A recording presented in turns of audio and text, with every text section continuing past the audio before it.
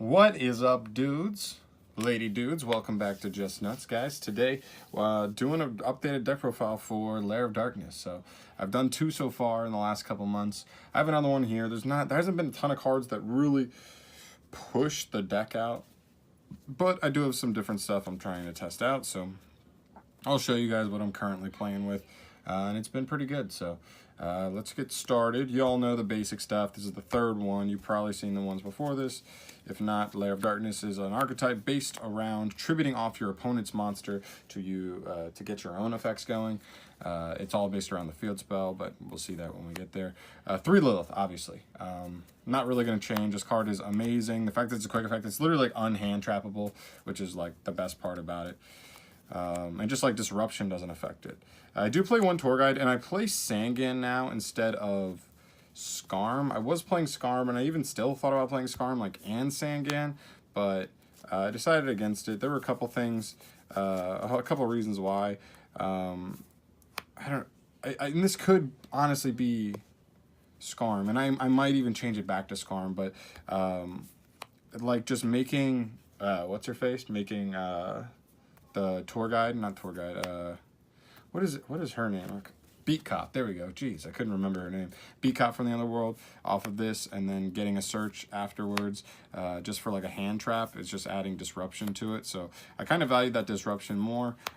I'd have to think about it because you may not have the follow-up playing. You may be top decking after that. So maybe it's not worth, but I'd have to see, honestly. I'd have to test it out a little more. But I'm trying Sangan. It could easily be Skarm. Skarm may be better, just giving you a better follow-up play into Lilith. Theorema, he's one of the most versatile cards in your deck. Just being able to either be your normal summon or he can be your Lair of Darkness. You can discard him to add Lair. So he's 3 more copies of that. Doesn't have to be Lair, though. If you open up both going second, it's actually pretty good because you just activate Lair, normal summon him, and then you can just tribute off your opponent's monster to draw cards. So they go -1, you go +1, and then you're rolling from there. So that's not really going to change anytime soon. There we play 1 Duke Shade, the Sinister Shadow Lord. I actually like Duke Shade. There's a really interesting interaction going second with Arima, where if you have Arima and Lair going second, you just, like I said, summon Arima, tribute an opponent's monster, and Arima says if you tribute a monster that's not himself, you can add any monster. Is it any dark monster with 2,000 or more defense? Yeah, any dark monster with 2,000 more defense. So then you could add Duke Shade, and then Duke Shade's effect is that you contribute off any dark monster. You contribute a dark monster to special summon himself, and he'll gain 500 attack for every dark monster you tributed. So you would just use Lair to tribute your opponent's monster again, and you put 2 monsters on the field while also tributing off to your opponent's monsters, which means they essentially couldn't respond to it.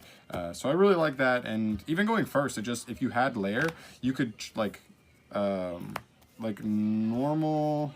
I don't know, you can normal summon anything, like tribute it off with Duke Shade, and then that would just give you an extra token on the end phase from Lair. So you can still like plus in terms of just bodies on field with him. So he's not bad. Or if you just want to set him, he does have 2,000 defense, so it's pretty high.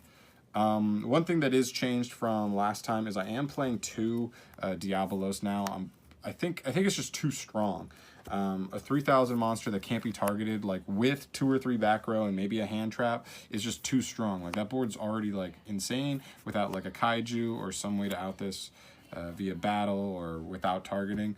You can put a lot of decks in a bind, and then you can just play beatdown. Every turn you can make your opponent discard and get a free monster on the end phase from Lair, and so on and so forth. So Davos is just really strong. He's your boss monster. I was playing him at 1, but he's not as searchable as I'd like him to be. If he was a little more searchable, I'd be fine with playing him at 1, but he's not searchable. So I actually do want to draw him a little more.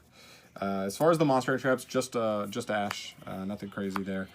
You just want something because the deck is like decent going second, but it's not amazing going second. So you do want some hand traps so that if you do play like a combo deck, they don't just go ham on you turn 1. The field spell, 3 Lair and 2 terraforming, pretty basic here, nothing really much to talk about. I think I was either playing only 1 terraforming or no terraforming before, but honestly, like, it's just fine. Like, if I see 2 copies of these, it kind of stinks, but if I see 1 of these and Arima, like, it's good. Like, especially going second, it's good. So, like, I don't mind that at all.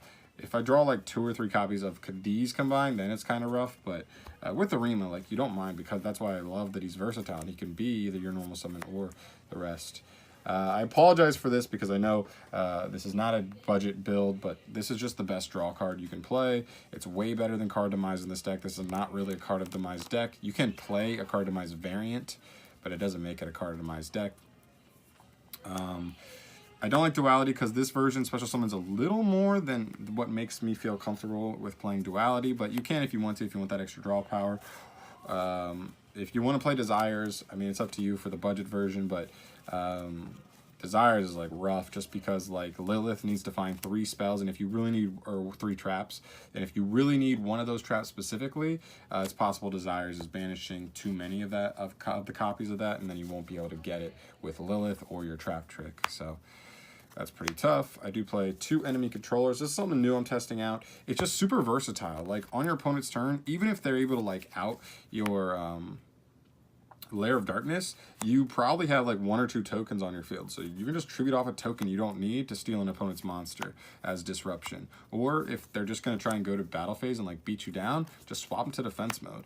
Like, if they try to play through your disruptions and then get into the battle phase to just like finish off outing your board, like, just fucking like turn them to defense mode, and then next turn you'll get them, and then it's fine. Just really versatile. Enemy Controller, just one of those classic cards that I want to test out. And obviously under Lair, you contribute your opponent's monsters to take an opponent's monster. So offensively, it's like really, really powerful.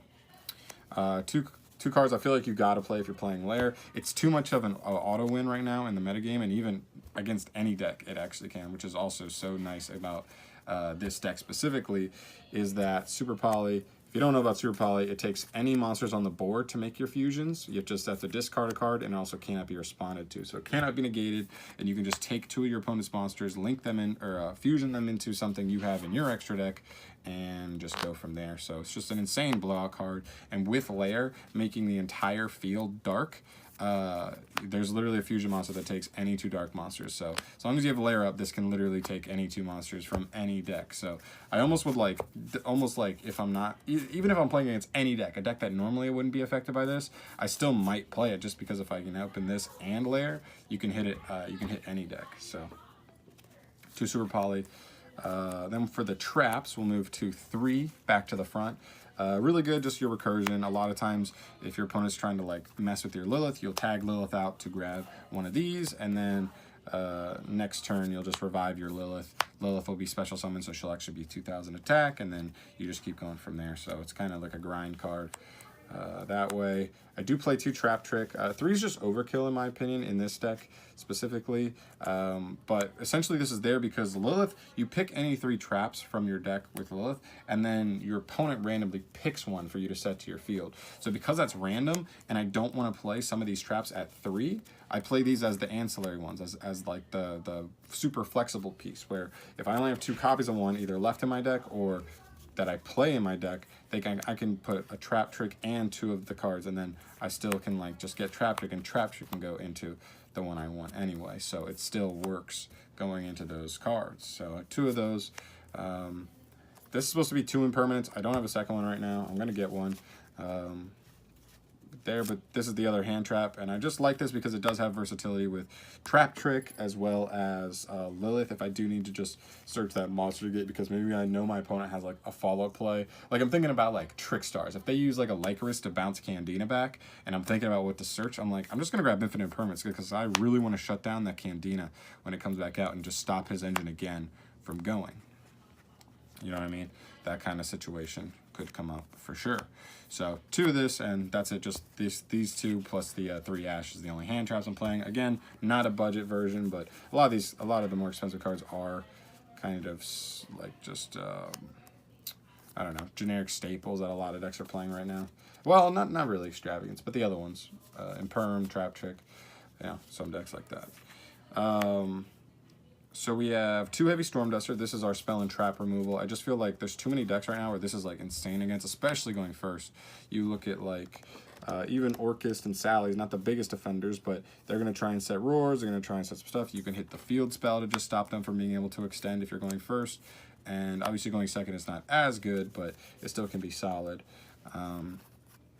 And there's just a ton of rogue stuff, like against Subterrors, my best deck right now, and like Paleos, Altergeist, a bunch of other stuff, Sky Strikers, all have some kind of back row, so Heavy Stormduster is really nice for that. Then 2 compulsory evacuation device. In the same vein as spell and trap removal, I did want searchable monster removal and something that's also flexible that I can just bounce something whenever I want. So like even if they try to out this, as long as they're outing it like with a Phoenix, if an Orcus player goes in a Phoenix to pop this, you just bounce the Phoenix. The Phoenix is gone, they discard a card that's minus in their hand, and then they might not even be able to extend into Mermaid after that. So this card could possibly shut down their full combo just by itself. Really good.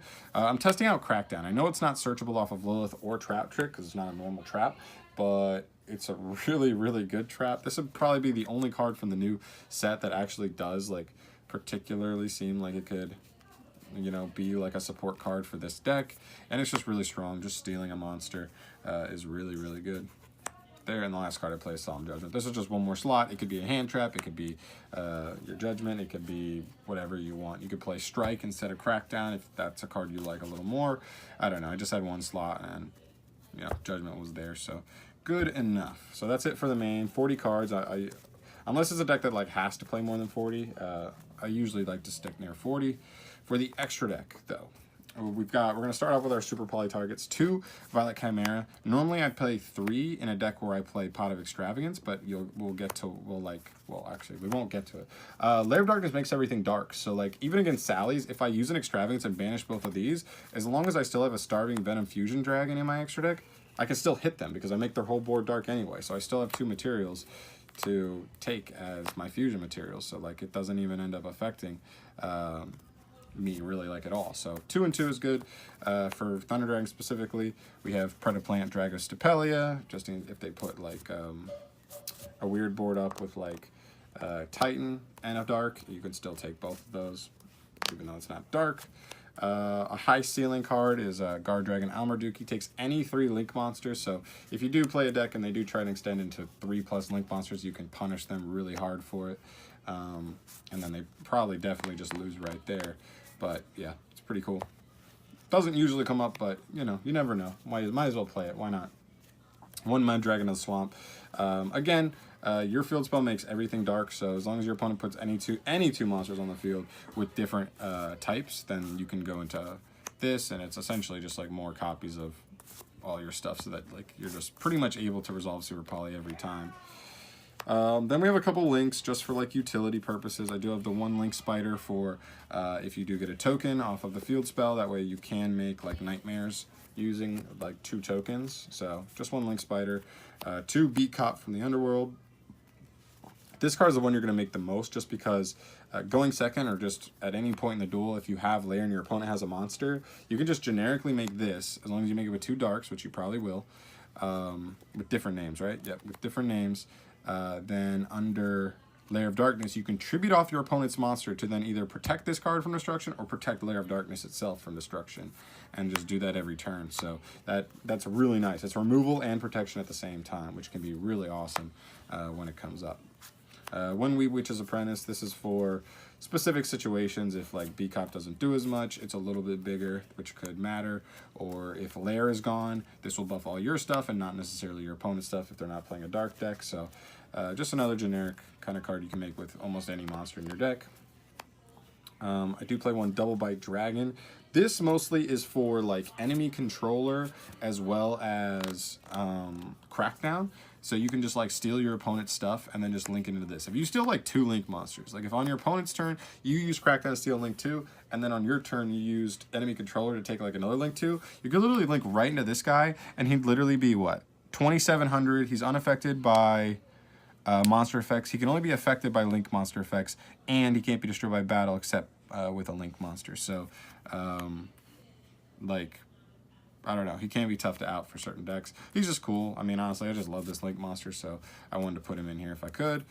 For Nightmares, 1 Phoenix, 1 Unicorn. Pretty basic. Cerberus isn't very good, but these can come up, you know, just linking off your tokens or whatever you steal, just being able to link them off into something generic, and then remove a card. Pretty strong. And the last card is Borla. If you put enough materials on the board, you might as well go into Borla. He's the best like board control of all the you know, Link 4s in my opinion. Well, maybe Avermax is challenging him now, but still, Borla really strong, and then the 3 tokens. But guys, that's pretty much it for the list. I know it's nothing crazy wild, but honestly, the last couple products between like Dual Power and Dark Neostorm, we haven't really gotten anything that's like overly nuts. That's like, whoa, Lair of Darkness going wild now. So hopefully we get some stuff in the future. Another was that one monster that kind of seemed like it was Lair of Darkness support, but he doesn't really seem to be Lair of Darkness support, in my opinion at least. So we'll see, but that's pretty much it for the profile, guys. Thank you so much for watching. If you want to see more stuff from me in the future, go ahead and subscribe to the channel. And if you have any cards that you think I should be playing that I'm not playing, go ahead and leave it down below as well. I'm always taking suggestions on deck profiles, but I'll catch you in the next one. Peace.